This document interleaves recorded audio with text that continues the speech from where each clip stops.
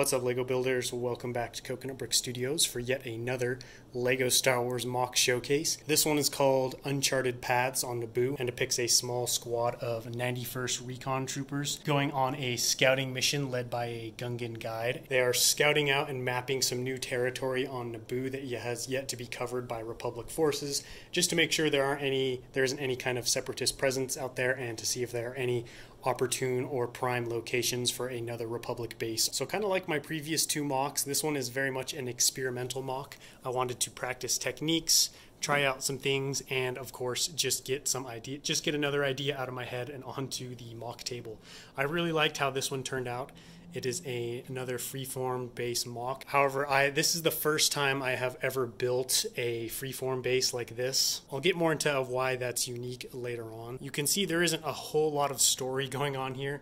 These 91st Recon Troopers basically are just walking along this little path the Gungan made, and this guy up here, their leader up here, is about to climb up on this rock and see if he can get a good view of the surrounding area with his macro binoculars. What I like to imagine with this mock is there's a big plain, there's a big grassy plain up back here with a river, and this river just comes along and then drops down into this ravine where there's a lot more lush greenery, and then kind of transition and moves on into the jungle. You can see there's a large chunk of rock right here that fell off this ravine at some point. It's now been lodged down in the ground and then hangs over the edge of this pool.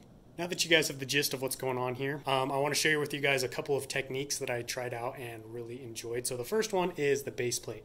You can see each of the rocks is at an angle, and this is not really typical when you see Lego Star Wars Lego builds, because everything has to be kind of a 90-degree angle unless it's built on a wedge plate. I built the left side of the base plate and the right side of the base plate separate, and then connected them in the middle with another smaller 16 by 16 plate.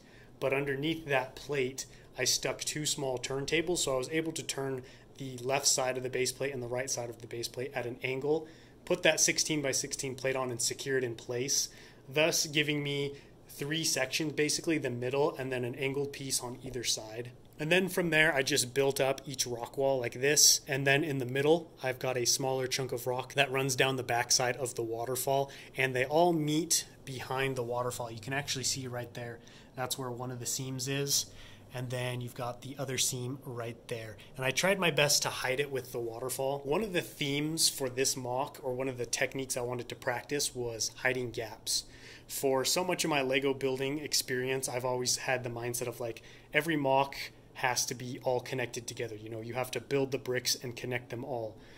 And I'm trying to get away from that mindset and get into a little bit more of a creative mindset of just setting Lego builds next to each other and angling them and making it so that there isn't so much of a seamless connection, but then just hiding that seam so that it ends up looking good anyways, and you get much more realistic shapes, and you get to build and do things that you don't normally do in Lego. Take, for example, this pillar right here. You can actually see it's at an angle from the rest of the mock, and if I had built this and actually connected it to the base plate, I wouldn't have been able to capture that same angle. It would have been more this way. But what I did was just create a hole right there, build this chunk of rock separate, and then set it in the hole, and then stick these grass pieces around the outside of it, effectively covering up any gaps and making it look like the rock is just sitting there partially submerged in the ground. This is one section of the bottom of the mock, and this is the other section, and you can see it looks pretty seamless. Like, honestly, if I didn't tell you, you probably wouldn't really know where one section of the mock ends and another one begins.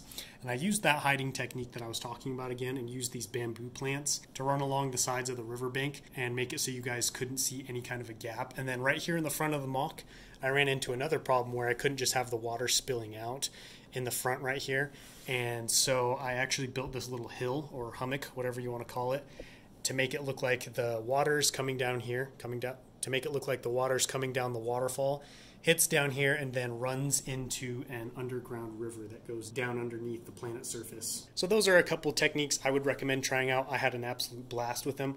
Obviously, you can see that gap pretty well. It's kind of hard to ignore, especially when you get up close and you can start to see little gaps up there and over here on the side. But this is my first time ever doing this, so this was a great experiment and shows me that angled builds like this are not only possible, but will really help take what would be an ordinary mock and make it even better. I think that's pretty much everything I wanted to show you guys. I don't want to ramble on too long Another thing I really liked about the Moc is the top up here. Normally with my rockwork builds, I tend to just run them off into nothing because I want to really simulate how tall the rock structure is.